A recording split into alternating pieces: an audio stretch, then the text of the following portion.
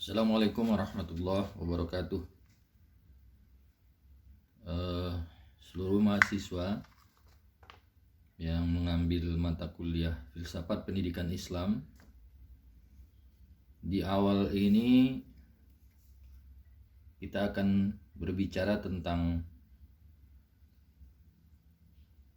arah atau materi pembelajaran selama satu semester dengan takaran waktu 2 SKS.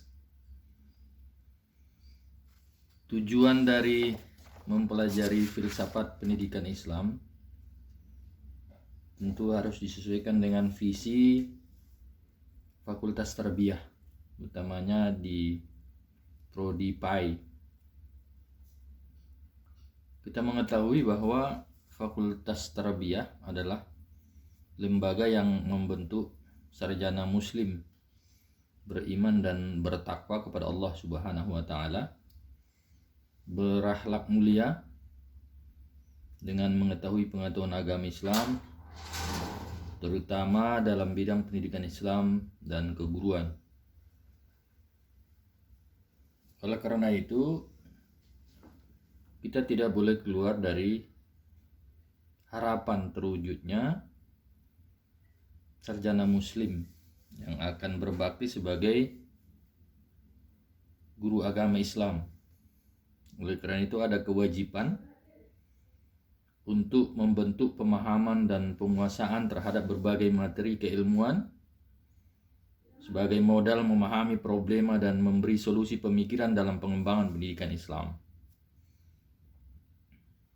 Ada beberapa tujuan mata kuliah ini dan standar kompetensi filsafat pendidikan Islam. Yang pertama,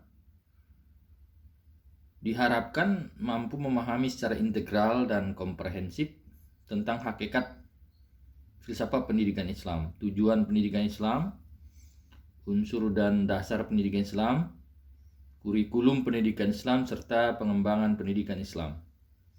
Nah, oleh karena itu agar mahasiswa mampu memahami berbagai masalah dan permasalahan pendidikan Islam, khususnya dalam proses pembentukan pribadi muslim, di sini dituntut bahwa seluruh mahasiswa harus menguasai ajaran Islam dan bagaimana pengembangan ajaran itu terhadap ilmu ketarbiyahan atau yang selalu disebut dengan ilmu pendidikan dan pengajaran. Nah, oleh karena itu paling tidak ada 12 kemampuan dasar yang harus dimiliki oleh mahasiswa di dalam rangka proses perkuliahan pada mata kuliah Filsafat Pendidikan Islam. Yang pertama, mahasiswa yang mengambil mata kuliah ini diharap mampu memahami pengertian filsafat dan filsafat pendidikan Islam. Ini yang pertama. Yang kedua, memahami sejarah filsafat dan filsafat pendidikan Islam. Ketiga, memahami sumber dan metode filsafat pendidikan Islam. Keempat, memahami hakikat pendidikan Islam. Kelima, memahami dasar, tujuan, dan isi pendidikan Islam. Nah, di sini mulai masuk memahami hakikat manusia dan hubungannya dengan proses pendidikan Islam. Di sini masuk pendekatan filosofis. Yang pertama, pendekatan ontologis. Apa manusia itu? Wujudnya apa? Apa pendidikan itu? Apa hubungan manusia dengan pendidikan? Ini pendekatan ontologis. Memahami konsep fitrah dan upaya pengembangannya dalam proses pendidikan Islam. Fitrah itu adalah satu potensi yang menjadi khas manusia muslim.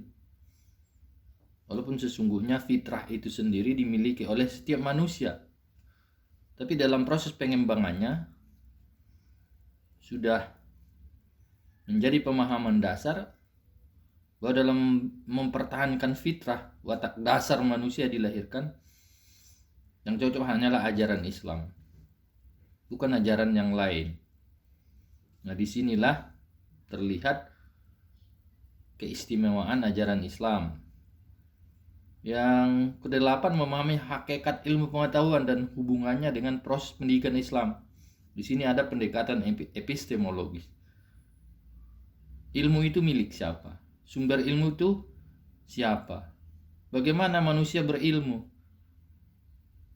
Bahkan nanti akan ada kajian tentang untuk apa manusia berilmu? Apa manfaat ilmu bagi manusia? Ini pendekatan nilai aksiologis. Nah, selanjutnya kita harus memahami prinsip keutuhan keilmuan dalam proses pengembangan pendidikan Islam. Di dalam perspektif keilmuan Islam tidak dipahami adanya dikotomi, adanya ilmu dunia, adanya ilmu akhirat atau ilmu agama. Ilmu itu satu karena bersumber dari yang maha satu. Hanya objek yang menjadi perbedaannya serta metode. Ada ilmu itu diperoleh melalui jalur insaniyah, jalur pencarian oleh manusia dengan menggunakan kapasitas akal dan kemampuan subjektivitasnya. Dan ada ilmu itu bersumber langsung dari Allah, tidak melalui daya jalur insania pencarian di alam, tapi ada wahyu Allah, Al-Quran sebagai sumber nilai, dan dari sana akan diperoleh berbagai informasi, motivasi, dan koridor tentang keilmuan yang bersumber langsung dari kalamullah. Jadi ilmu itu ada bersumber dari alam sebagai ciptaan Allah, ada sunnatullah, ada dari wahyu. Nah, kedua-dua inilah yang dirawat menjadi khazanah keilmuan Islam. Tentu melalui proses kesejarahannya. Mulai dari zaman Yunani sampai zaman kejayaan Islam. Pada prinsipnya ilmu itu milik semua sebetulnya. Tapi ada kekhasan-kekhasan dan ada pencirian di dalam setiap angkatan sejarah kemanusiaan. Selanjutnya, memahami posisi pendidikan Islam dalam kehidupan nasional. Kita tidak bisa mengabaikan bahwa realitasnya kita berada pada sebuah bangsa yang berajaskan Pancasila. Pancasila itu tidak lain adalah kristalisasi dari nilai-nilai ajaran agama, sehingga menjadi khas miliknya bangsa Indonesia. Nah, Islam dan Pancasila punya benang merah yang sesungguhnya tidak bisa dipisahkan. Dia saling terkait dan saling mendukung. Justru etika-etika keislaman bisa muncul dalam realitas sosial di negeri yang berajaskan Pancasila. Ini sesuatu garisan yang mesti dipegangi. Terakhir, memahami arah baru pendidikan Islam secara global, regional, dan nasional.